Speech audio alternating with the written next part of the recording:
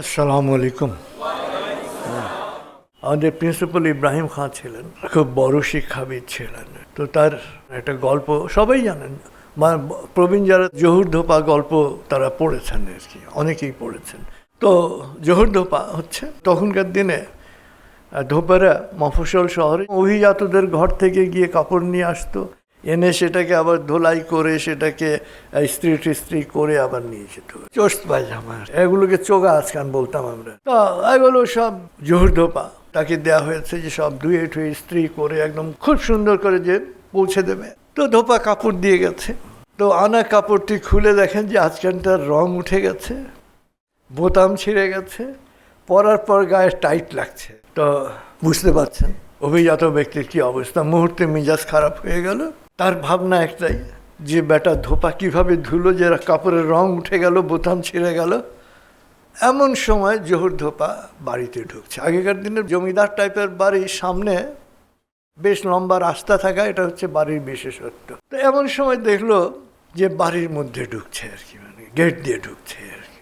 তার মেজাজ গেছে খারাপ হয়ে, লাঠি নিয়ে তাকে তাড়া করেছে আর কি, যায় এই লাঠি দিয়ে তোকে আজকে আমি পেটাবো আর কি।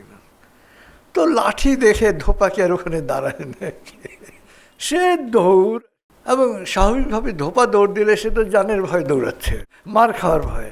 আর অভিজাত ব্যক্তি জমিদার তো মার দেওয়ার জন্য দৌড়াচ্ছে, সে তো দৌড়ে ধরতে পারবে না কখনো। অন্যরা ধরে আনলে তারপরে সে পিটাতে পারবে, কারণ ওই দৌড় দেওয়ার শক্তি জমিদারের নাই। তো আর কি করবে, তাকে তো মারতে পারলো না। ওই রং ওঠা আজকান বোতাম ছেঁড়া আজকান পরে সে অনুষ্ঠানে গেল। তো দিন শেষে অনুষ্ঠান শেষে যখন ফিরে এলো, বিছানার উপর দেখে যে তার ওই ফ্রেশ আজকান, ইস্ত্রি করা আজকান পড়ে আছে। তো এখন আরেকবার তার মেজাজ খারাপ। তো স্ত্রী কেউ বলেন যে কী ব্যাপার, এটা কোত্থেকে এলো?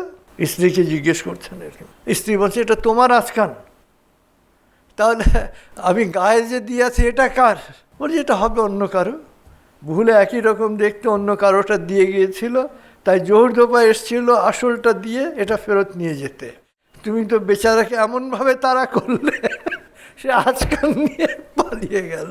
এখন গল্পের শেষটা হচ্ছে মজা। তখন স্বাভাবিকভাবে তার খুব আফসোস হলো যে রেগে গিয়ে দুর্ব্যবহার করে, রাগ করে তো নিজের যে ক্ষতি তো যা হওয়ার তো হয়েছে আর কি, ছিঁড়া কাপড় নিয়ে অনুষ্ঠানে যেতে হয়েছে এবং জহুর ধোপাকেও অপমান করেছে আর কি। তো অপমান করার জন্য এখন কি করবে, তাকে আবার ডেকে পাঠালো এবং ডেকে এনে তার খারাপ আচরণের জন্যে ক্ষমা চাইলেন, যে জহুর আমাকে মাফ করে দাও। তো জহুর বলে যে কি বলেন হুজুর, আমি সেসব কথা তো মনেই রাখিনি, এমনটা হতেই পারে। তখন জমিদার বলছে যে কেন, আমি তোকে এত অপমান করলাম, লাঠি নিয়ে তাড়া করলাম, আর তুই সব ভুলে গেলি? তখন জহুর ধোপা তাকে বলছে না হুজুর, আমার গুরু বলেছেন যে মনে কোনো নালিশ রাখিস না, যখন পরকালে আল্লাহর কাছে সামনে গিয়ে দাঁড়াবি তখন যদি পুটলি ভরা নালিশের কথাই বলিস, তাহলে তোর ভালো কাজের কথা, পুরস্কার পাওয়ার কথা বলবিটা কখন? ওই নালিশ বলতে বলতেই তো তোর সময় শেষ হয়ে যাবে। তো আসলে আপনি দেখেন একজন ধোপা, মানে তাকে লাঠি নিয়ে তাড়া করার পরেও সে কিন্তু কোনো অপমানিত বোধ করে নাই, কারণ সে তো কোনো অন্যায় করে নাই।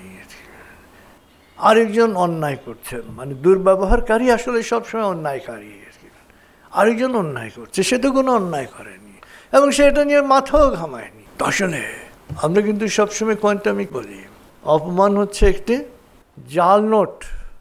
এখন আপনি জাল নোট গ্রহণ করবেন কি করবেন না, এটা তো আপনার উপর নির্ভর করে।